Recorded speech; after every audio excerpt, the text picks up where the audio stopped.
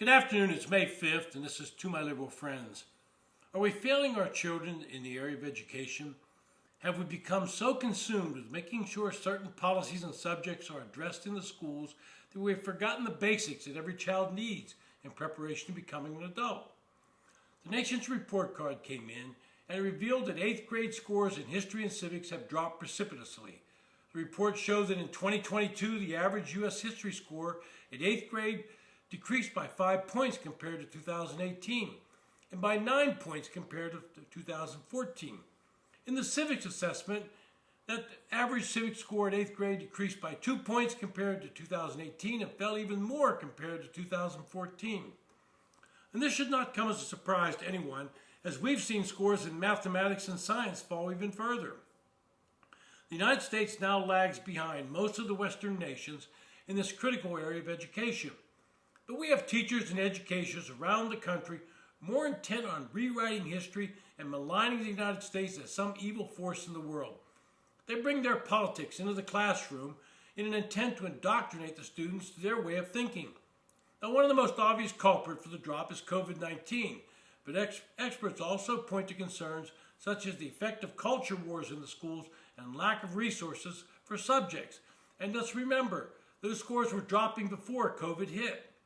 Now, couple this with a massive movement towards teaching sexuality subjects to students at an early age, it's no wonder that parents are becoming more actively involved in what their children are being taught.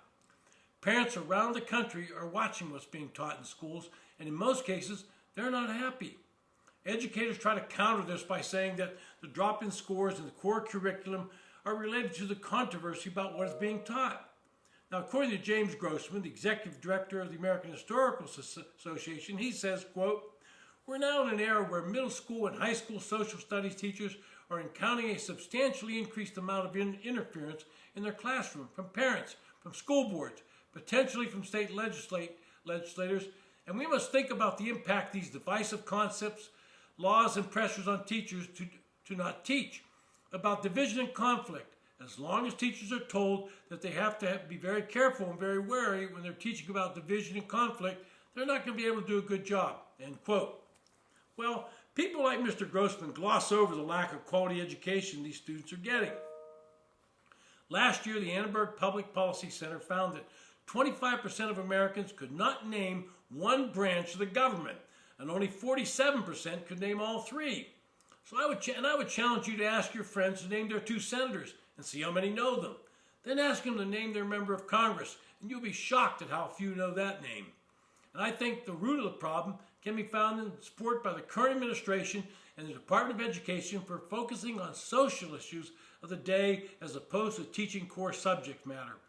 Every day you read stories about students being forced to take classes on subjects that might be kind of considered indoctrination as opposed to education.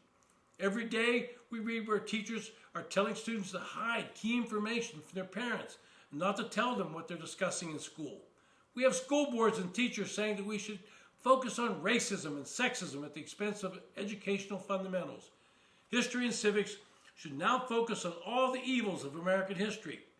Children should be taught that they are racist based solely on color of their skin. One race is the oppressor and one is being oppressed. Pronouns should not be used unless the person they are describing approves of them, and if you slip up, then you have to be punished. Now, I'm the first to admit that there are some very dark periods in our history. Slavery was an abomination, but everyone seems to forget that slavery has been practiced by just about every culture down through the centuries. One group of people conquered another and enslaved them.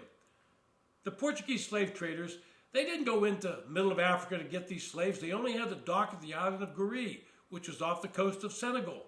To pick up slaves had been conquered by other African tribes. The treatment of the Irish was terrible, and many were brought to the young United States as indentured servants, a form of slavery. The internment of Japanese Americans during World War II should never have occurred. The expulsion of Mormons from both Missouri and Illinois was a bad moment. And this list could go on, and it should be taught to our children. But that also means they should be taught all of the good things that the United States stands for, that we are the model nation for most of the world. If we were as terrible as some of the activists on the left like to portray us, then why are millions of immigrants illegally entering the nation?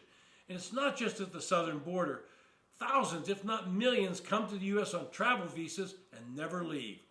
So if you're failing our young people by not giving them the full education they deserve, and I'm talking about subjects that will prepare them for college or the workforce, not the woke social things that too many in the education system feel is their duty to force upon our young people.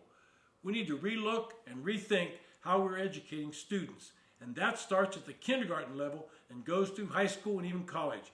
Then maybe, just maybe, we can get these test scores back to where they belong and start reinstalling pride in our country.